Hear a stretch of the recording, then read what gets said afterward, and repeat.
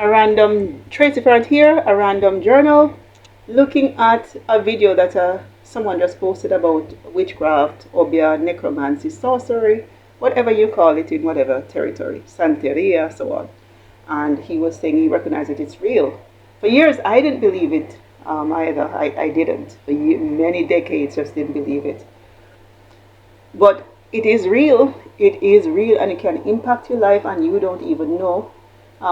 So whether you believe it or not, it exists, and people perish because of lack of knowledge. And so you don't have to dabble, you don't have to do wickedness to people, but nonetheless you have to be aware. Just for example, if there's a gunman or some terrorist over there or a shooter, you don't have to be a shooter yourself, meaning you don't have to participate, but you must be aware of the dangers around you.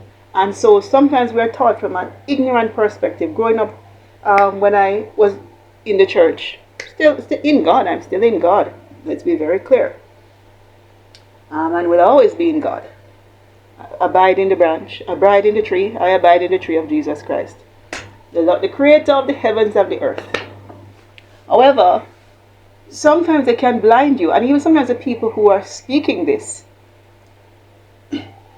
they blind you in such a way where meanwhile some of them are doing the same things. So while it's important to not to get involved in the wickedness of these things, it's important to be aware. So you don't have to be a gunman yourself or a gunwoman, but at least you have to be aware of the dangers around you. And unfortunately, sometimes they just tell you, the way they teach you is that you must just pretend as if it doesn't exist. The gunman doesn't exist. They're raised in a false sense of this world. We don't live in heaven, we live on the earth. So in a literal sense to say, oh, there's no gunman, there's no shooter, there's no terrorist, nothing. And so it doesn't exist. And that is a bad approach, because you should make people aware of the dangers around them. Witchcraft is real. I didn't believe it for years, but it is real. And there's a spiritual world and a natural world. Whether it is from maybe not the spiritual in the sense of what we know it, but there's another dimension outside of this. There are kingdoms, just in the same way that you have kingdoms of the earth, you have different kingdoms in the heavens. And it does exist, and it's important to be aware. When Jesus was about to be born, and before I say that, let me go back to say, in the video he was saying that don't tell people your business and so on. That is true, because you don't want to invite unnecessary trouble if your silence can protect you and moving wisely. So do that, because if you can just eliminate 70% of your troubles by being silent, that's good, right? So you only have the 30% with it to deal with, that you have no control over whether you speak or not. But sometimes as it relates to that 30%, people are aware, they can see. Because remember, sometimes you don't know the attacks and where they're coming from. People can see. Let's say you or your child is doing very well. You pass for a good school, a good university. They know. Your auntie know.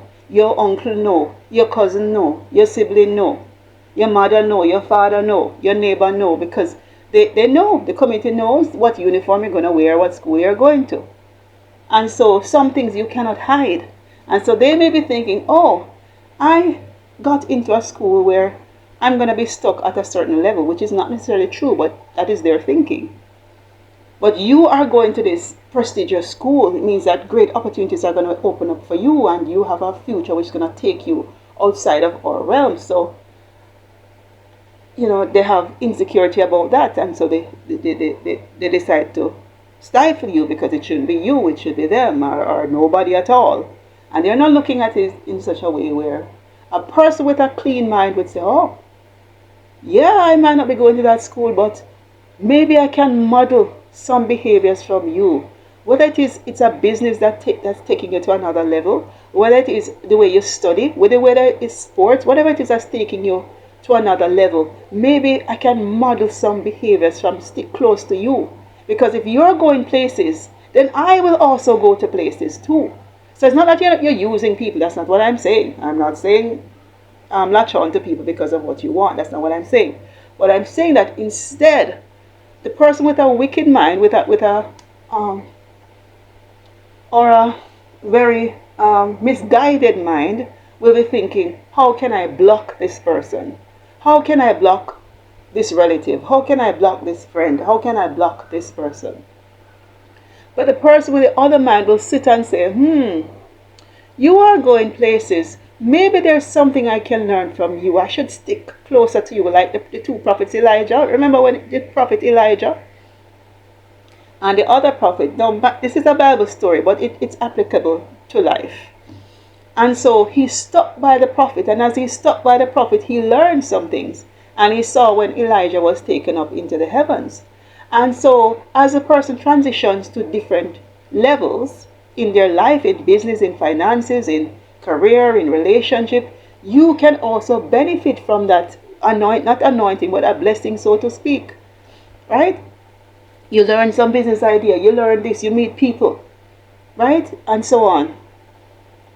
And so on. And so you're sticking close to the person because you see that this person has something, whether it's a discipline or whatever it is. And so a person with a productive mind, a wise mind, will be thinking that way. But the person with a wicked mind is thinking that I am going to block you because you are going to be better than me. And I don't feel good about that. That is what they are thinking. And they say, if I should have it, not you. I can't imagine you rising. No. They will be tormented to see that. And so they can't handle it because their heart can't handle it. Maybe it's the way they were raised. Maybe the way people around them. Maybe they had certain insecurities. Whatever the reason, it doesn't matter. You have to override whatever is coming up in your heart and have a focus towards progress. And so they're thinking that if I can't have it, you are going nowhere. You're not going to leave this community. You're not going to rise up above this family. You're not going to rise up above me. Oh, who you think you are? No, not you. Or in this job, not you. You are not going to get it if I can't have it. So they prefer to destroy you or block you and keep you at a level. Right? Because it must be them. And that's the reality. But when Jesus is not always something that is spoken. When Jesus was being born, before he was born, they were after him. I call them spiritual assassins or next realm assassins. They came to take out Jesus before when he was in the belly, because it was prophesied that there was going to be a king. And so Herod at the time became insecure because he saw Jesus as, you're coming to set up a kingdom and I'm going to be replaced. But the reality is that Jesus didn't come to replace his earthly kingdom, but he never saw it from that perspective. In fact, maybe Jesus would have aided his kingdom, but he didn't see it that way. And so he said he's going to eliminate Jesus. And so he searched for the babies and he started to, I believe, kill the young babies and so on. Right? Same in the time of Moses, when he was about to deliver the children out of Israel. And so the angels warned Joseph and Mary not to show the child to Herod and his men. And so they went in the other direction. So the angels helped to save Jesus. So the angels were a part of the spiritual strategic team, so to speak. So the angels were wise. Angels are not these little naive creatures with wings on their back. No, angels are also powerful, as we can read in the Bible. Whether it's Angel Michael, Angel Gabriel. The Angel Gabriel was the wise and articulate one, delivering the messages. Michael was the warrior. And so angels are not little puny creatures with wings on their back and no sense, goo gaga. No.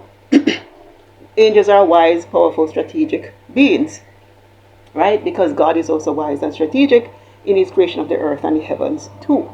So sometimes it's not what you say. People can naturally see things around you, where you live, what your business you have, how you're graduating from this school, what award you got. People can see those things, especially those among your relative circle and so on.